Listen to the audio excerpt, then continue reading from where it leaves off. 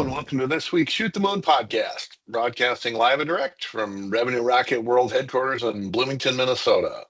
For those of you that tune in regularly, and Revenue Rocket is the world's premier M&A advisor and growth strategy consultant to IT services firms. With me today are my partners, Lockhart and Ryan Barnett. Welcome, guys. Thanks, Mike. It's by the time that we release this, which I know will be shortly, the days are going to be getting shorter. I can't even believe it. We're like moving into the heart of summer. Time is flying, and I think that's because we're busy as can be and looking to have the culmination of a couple of successful transactions here this month. So that's exciting, and I think we've got an exciting topic today too. Ryan? Yeah, I'm excited for this as well. So essentially, we focus on mergers and acquisition with the IT services world.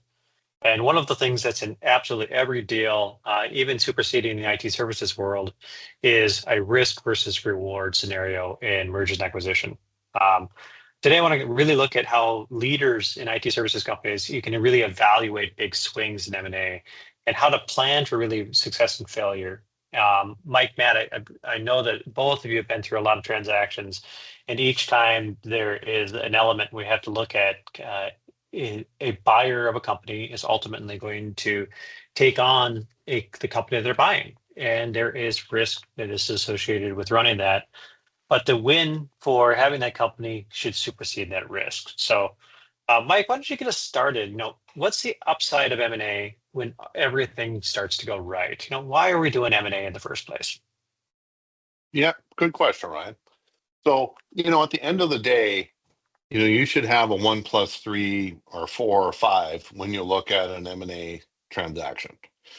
The synergies from that transaction should align around strategy, culture, and financial fit to create a company that's better than the whole needs to be better than the sum of the parts, so to speak. And I think oftentimes we overlook that, right? When we're looking at a transaction, we sometimes start to begin to look at what could go wrong versus what could go right. In our experience, more goes right than goes wrong. And all people take a little risk to get that done. But I think in short, the reason you do M&A is that there's just more synergies together and more opportunities together than there are apart. So, Matt, if I was going to turn that question over to you and just kind of expand a little bit on why we're doing M&A, what does success look like in M&A? What does it really take to get a deal done and help get to the next step of actually running that combined company? Yeah, to sort of build upon what Mike was saying. Well, and first off, right, every firm that is in just about every firm that is in the top quartile in their space is acquisitive, right? So the most leading firms in IT services, in SaaS, in manufacturing, you name it, all have an acquisitive mindset. And so I think that that's important to note, to understand that the very best are continuously looking for opportunities to make their firm better through acquisition. And, I think, and we've talked about this before, that ongoing acquisitive strategy is aligned to the overall business strategy of increasing capability, increasing, market share and or the addressable target market, in bringing on great team members, be it executive team members or down the line, if you will. So there's a ton of reasons that top firms are continuously acquiring. And also, because they've got this ongoing acquisitive mindset, they are also looking at themselves and how do they do better in assessing the opportunities, assessing the risks related to the opportunities, and really keeping that growth mindset of how do they take on new firms and bring them in to then reach at that force multiplication of 1 + 1 = 4, 5, or 6, as opposed to 1 + 1 = 2.5. Matt, I'm glad you brought up that fixed growth, the fixed mindset versus a growth mindset. We didn't quite say fixed, but the growth mindset is there. And this is in life, just to have the opportunity to be malleable and to grow into the challenges that you have, compared to kind of dealing with the fixed mindset of underestimating your ability or underestimating the capacity. I think that growth mindset starts to be critical in M&A to find where synergies exist, to understand the risk mitigation strategies, and to come up with great plans to help mitigate some of those risks. Yeah, Ryan, and think of the alternative, which is a fixed mindset related to M&A, where you are only looking at risk, and or you are being too conservative in your assessment of your ability to bring firms on. Now, obviously that's not to say if the strategy doesn't align or the cultures are completely opposite, then it's really not a good fit. But typically in every scenario, there's going to need to be adjustments. There's going to need to be change that occurs once the acquisition is complete, and really going into the assessment of your ability to do that is all about having that growth mindset versus you're looking at what might be a smaller risk, and you're like, well, yeah, it's just not going to work because there is that small risk that appears. It's a great point, Matt. Mike, if I kind of think about this and we start talking about the mindset, and I'm curious, how do the top acquirers plan for success without really being blind to risk? Said a different way, or what are some key diligence levers or kind of deal structures that someone can take to help reduce that bets or to reduce that risk? Well, I think what's important is, the best acquirers look at and understand what the risks are, what the downside risks are in a deal. Now, when you're looking at quality of earnings and diligence and analysis, the actuarials and the guys doing quality of earnings are exactly that. They're weighing in on the quality of those earnings and assessing potential risks in the deal and potential risks in the post-transaction. Ultimately, what is a likelihood that these revenues and profits will continue post-transaction? I think it's easy to get blinded a little bit by, contractual risk or continuity risk of customers or employees, and getting too focused on that and beginning to say, well, if this happens, then that happens. And if this happens, then that happens. And ultimately, in some ways, you can focus on that and talk your way out of a deal. The best acquirers don't do that. They tend to do that analysis and understand that risk and quantify that risk, which you certainly should. But they plan for success, and they look at, well, based on the acquisition and this opportunity, does this get us into a new market that we can cross-sell and upsell? How do we ultimately create a win-win here for this customer, right? Take the customer view. What messaging should be done to these key customers? How do we store them up and give them new opportunities together, not only for our business now, the collective business and the customer business, but how do we again create a 1 + 1 = 3 versus what if we lose this? What if we lose that? Because ultimately, if you get too far down that rabbit hole of, planning for failure, you'll talk your way out of almost every deal, right? I mean, there's certainly risk of failure, but there's risk of failure in your existing customers too. Just as easily, any of your customers on your current list could give you notice and terminate. And you're certainly, maybe you are, but generally, I would say that most clients are doing their best. Our clients are doing their best for their clients and focusing on, planning for success in general, and they achieve that success. it's oftentimes they get down a little bit of a rabbit hole at an M&A deal, and they start to fall into this trap of planning, too much planning, and focus on failure versus success. I think the best, to get more into the question, Ryan, the best acquirers tend to focus more time on understanding the downside risk, but planning for success. And when they do that, they get to the right place of balancing risk and reward. That's a great summary, Mike and Matt. I'm kind of curious if I flip over to the other side of the table, and when a seller is selling their business and that business closes, at some point the seller says, "Okay, this is a kind of your problem now in some levels." I mean, what are good ways that to bridge out? I think that's an extreme statement, but what are ways that sellers can get in perhaps the perspective of a buyer? Like maybe it's a client concentration and the seller has to agree to an earnout, or what are some ways that what things can sellers do to better understand that buyer risk? Yeah, I think, well, first off, you erase this mindset of it's not my problem anymore. And you replace that with how, can I assist the buyer in understanding what may be a natural risk. You use uh,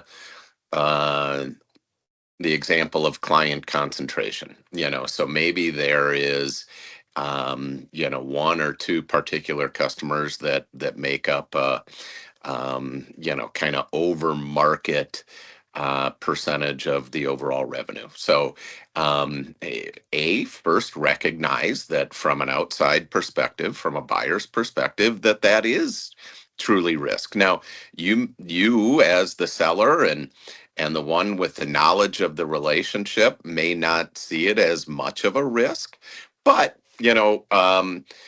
sort of being open and understanding that that's not the perspective of the buyer. And so how, with that mentality, can you assist the buyer to understand what the real risk is? How you've managed that customer and managed that risk to your own business, and really get them into understanding the relationship and the need of your firm to continue on with that customer or customers, right? And so, first off, it's really being open and recognizing that there is on paper a potential risk. How can you help to mitigate it? And then being open potentially to an associated structure related to that risk, and that you can have participation to ensure continuity, with that customer. But that's just one example. I think that it first off is you can't sort of put your head in the sand and say that it's not going to be my problem anymore, because if you do, you're not going to get a deal done. And B, through constructively being open and working with a potential buyer on how both you and the buyer can mitigate those risks is the healthy way to moving forward with with a potential transaction, assuming that good strategy fit is in place, assuming that good culture fit is in place, that there's means to do, but it's through collaboration and openness and transparency that I think, will find the best engagement, as well as arriving at the best deal structure for both parties. Yeah, I believe there are absolute risk mitigation strategies you can use. And so in a letter of intent, you're going to see, you're going to be able to see that presented. For example, earnouts or seller notes tied to a collar or a seller or a certain threshold that you've got to hit for revenue. I think there's some just straight things you can do in agreements to help you get over some of that risk. And I think those are all great examples, Matt. Um, Mike, if I think about buyers, and we work with a lot of buyers every day, and nearly every company that we call into says, "Hey, I would love to do more deals. I'd love to buy that managed service provider down the street." Um, Mike, I'm curious, when you think about a CEO who's actively kind of wired for M&A, compared to someone who perhaps should not pursue M&A, what are some traits about that CEO? I mean, are they emotionally resilient? Are they obsessed with details? Do they just have operational trust? And what's profile of the CEO is needed to be successful in understanding this risk versus reward scenario? Well, I think it starts with a vision for what they're trying to build, right? That CEO needs to have clarity about what they're trying to build, whether that be through inorganic or organic methods or both, right? And understanding more clearly how doing deals on the buy side can support that vision. That's where that starts. If you don't have clarity about that, aka you're just looking at doing deals for the sake of doing deals, you're going to quickly run off course as to what's important. Does the deal align and check the boxes for you? Again, back to strategically, culturally, and financially. What is the right level of risk for you to take pursuant to building the firm that you envision? And how does ultimately this particular deal, but more broadly, how does buy side M&A support that? And then what level of risk are you willing to take, right? I think operating risk is one thing. I think and you should be prepared to take operating risk, right? If you're going to do M&A. When I say operating risk, I mean that you're going to be able to maintain the relationships with the customers that are coming over, that you're going to be able to service them appropriately once the deal is done, or augment that service to a new level, which the customer would appreciate. And you're able to really create a true 1 + 1 = 3 or 4 or 5. That's just a given. Need to believe that exists. You need to be able to take on the financial risk of making the investment, right? Either through funding it from proceeds on your balance sheet, or taking on some debt, or equity financing, or combinations of all the above. You have to have a stomach for that, right? And ultimately know how you will be able to do that. And you sort of have to have this growth mindset that we talked about earlier, which is, you truly do believe that you can achieve your strategy through this tactic, right? Because buy side M&A is simply a tactic to helping you achieve your ultimate goal, which you should certainly have clarity about before moving into buy side M&A. No, thanks, Mike. Matt, has there been any, if I switch to here and say, there's been some great deals that are in place. Do you know of any, or can you share any red flags that might scream kind of walk away from a deal, even if the numbers look good? Yeah, I mean it all does sort of harken back to the three fits that we talk about. I think that the one that oftentimes culture is overlooked, Ryan. And so what would be an example that it's something that if you have questions about culture and it rises to the rank. You have a seller that is and every seller has the right to say, look, I'm going to be retiring after a sale. Okay. But if they do not want to have an applicable, transitionary period where the seller is assisting in bringing the new team members on board, if the seller, if the buyer has identified, opportunities within the seller's management team to utilize some of his executives, but utilize them in a new way, and they need to be brought along, with the new plan. But again, the seller does not want to participate. That would be an example, right? Where you've identified a potential cultural risk and you need the seller's participation, and they're saying, nope, you're not going to get it, right? Well, that could be an example where you say, look, without the participation, without the buy-in, without the openness to understanding, that potential risk and how do we collectively mitigate it? Well, that should that should potentially raise some alarm bells. Similarly, so in that scenario that we talked about previously, that there could be some concentration, but the seller is like, look, not my problem anymore. Well, again, you may not get a deal done, and you may have a buyer who's not going to be interested because you are not participating appropriately. So I think that oftentimes what we see is just, again, this sort of hardened mindset at times from sellers that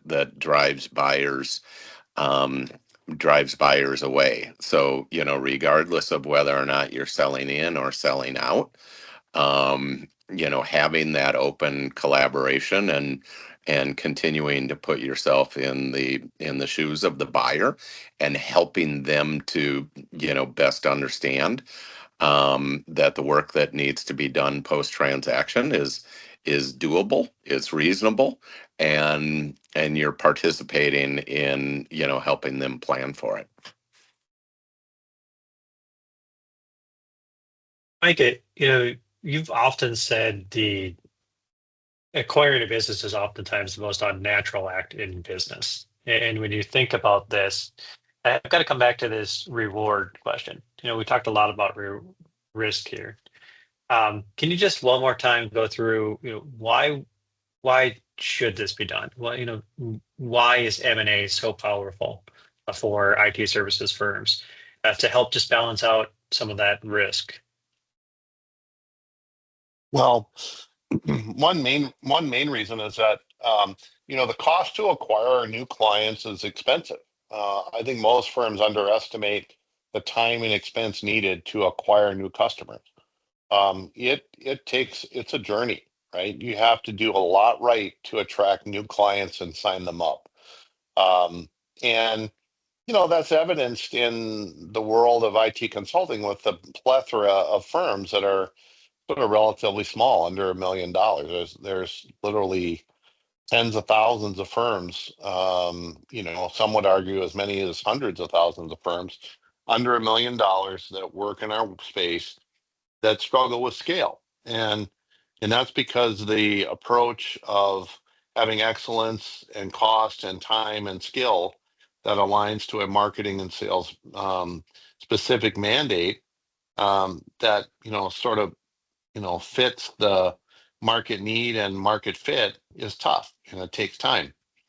So when you think of the time savings alone and the return rates associated with acquiring a firm, certainly it's much, much faster and sometimes much more cost effective to acquire that book of business, to acquire those customers and that book, to further, again, your journey to your goal. If your goal is to build, let's pick a number, $50 million firm, or it could be any size, 5 million, 50 million, 500 million. It doesn't matter. That goal, really, if you look at best in class companies that you're going to model, they're going to involve both an organic and inorganic strategy. One that they're just acquiring new customers through normal operating the business, as well as through acquisition. And that's happening because they can get there faster with a higher return rate by adding and sprinkling in acquisition than not. It's just a given. And so I think, if the goal is to be excellent amongst your peers and your goal is to grow to a certain size as a milestone, maybe it's just purely that, a milestone on your way to a bigger journey, you're very likely going to get there much faster and effectively with a higher return by including inquisitive strategies in your overall plan.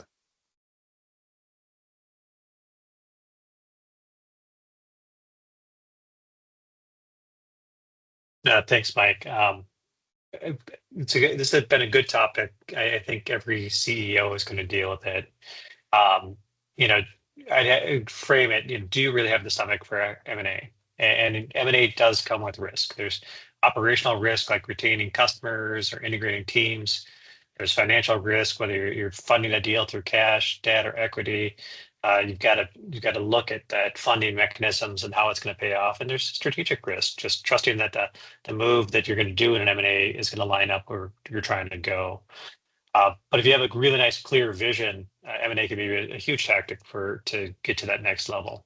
But to get there, you have to have a real growth mindset. So really thinking, I know the risks, I know the rewards, and I believe the reward is worth it is something powerful. And just keeping that growth mindset is big. Matt, Mike, any closing thoughts here? Or Matt, I'll pass it over to you for any closing thoughts, and go to Mike from there. Yeah, I mean, I think that, and we talk about this on a regular basis, Ryan, is find your team.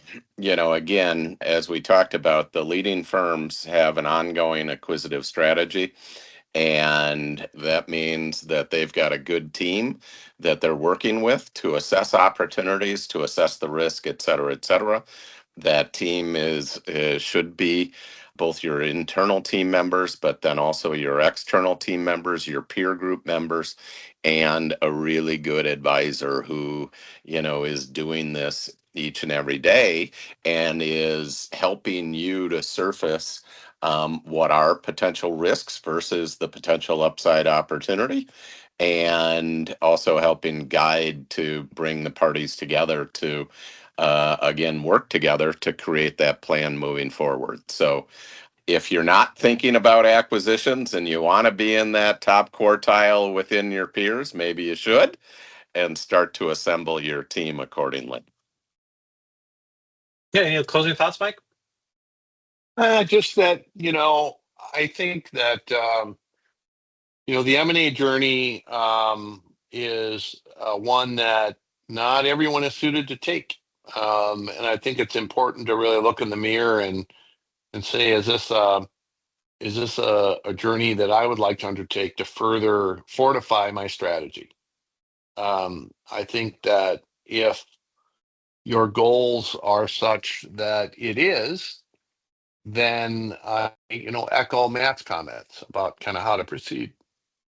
I think if it's not, that's okay, right? Because it may not based on your size, it may not based on your mindset, it may not based on what you're trying to build, frankly. And I think that's also an okay strategy. I think if you're a seller, I often say, and maybe it's the same advice for buyers, right? You want to walk a mile in the shoes of the other person, right? On the other side of the table. You need to seek to understand their position on risk or questions about your business, or help find a win-win position. I think no deals get done that aren't win-win, in my opinion. I think there's too many advisors around you, and accounting and legal and M&A advisors on either side of the transaction, that are going to help you avoid a win-lose deal, regardless of whether you're a buyer or a seller. So if you do take on this journey, do lean on your advisors. Do get a competent advisors on your team. And I'd say if the decision is made that it's something that's complementary to your overall strategy, whether you're a buyer or a seller, then I'd say go for it, because the future is bright. And with that, Mike, It's time to tie a ribbon on it for this week's Shoot the Moon podcast. I encourage you to tune in next time when we'll unpack further ideas and concepts around M&A and growth strategy in the IT services world. Make it a great week. Thanks a lot for tuning in.